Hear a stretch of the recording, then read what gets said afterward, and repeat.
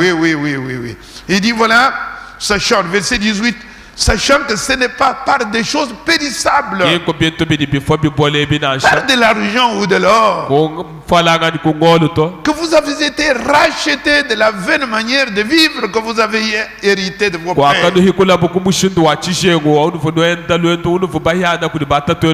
Mais c'est par le précieux sang de Christ, comme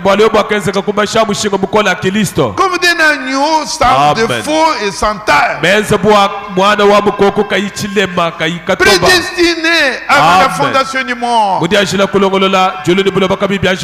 Alors écoutez bien aimé, quelque chose qui est merveilleux là-dedans.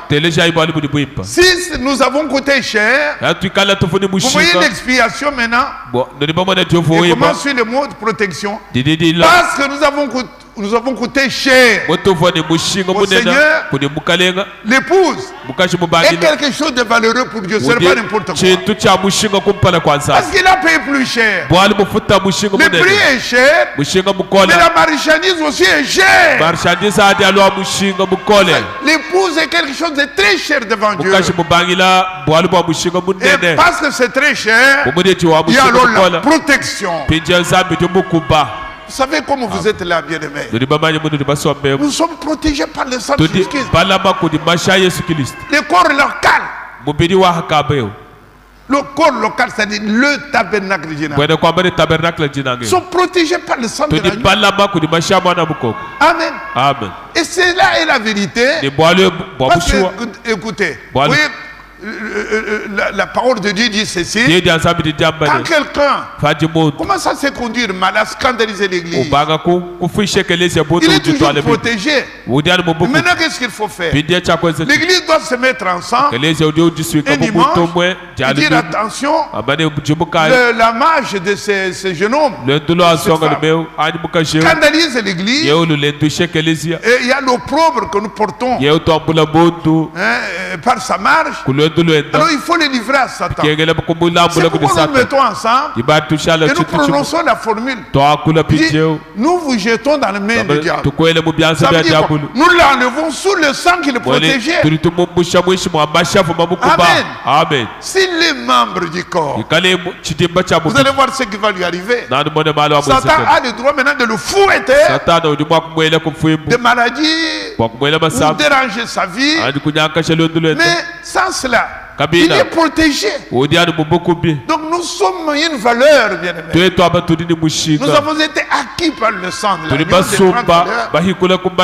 Et devant Dieu, nous sommes quelque chose de valeureux.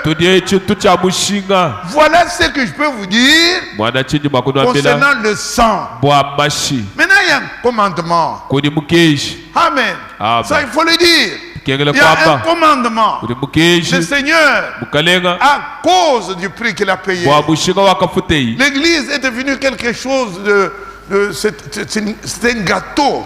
Et il nous dit, il se rappelle ce que lui a fait pour acquérir l'église. C'est sa vie. Il a donné sa vie. Et il demande. Et il donne. Il communique à nous. Nous sommes dans ce corps-là. Il nous communique cette force-là qui est l'amour. Si vous êtes racheté, en vous on a mis aussi cette force qui vous a racheté. Est-ce que vous me comprenez?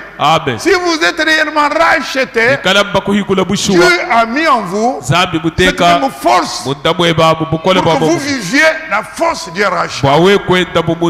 Alléluia. Et c'est pourquoi l'amour, nous parlons de l'amour. L'amour. Oh bien-aimé, nous sommes rachetés par l'amour. Et ce n'est pas n'importe quel amour. C'est l'amour divin qui est l'amour agapao. Non pas l'amour philéo. Nous lisons dans Jean au chapitre 15 au verset 12 et 14.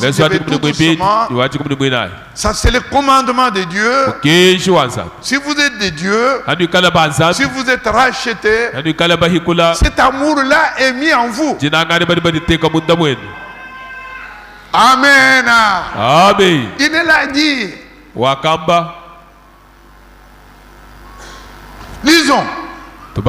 Jean 15. J'ai dit verset 12. C'est ici mon commandement. Aimez-vous les uns les autres comme je vous ai aimé, pas comme moi je vous ai aimé. Est-ce que nous disons bonsoir? Amen. Ça c'est mon commandement.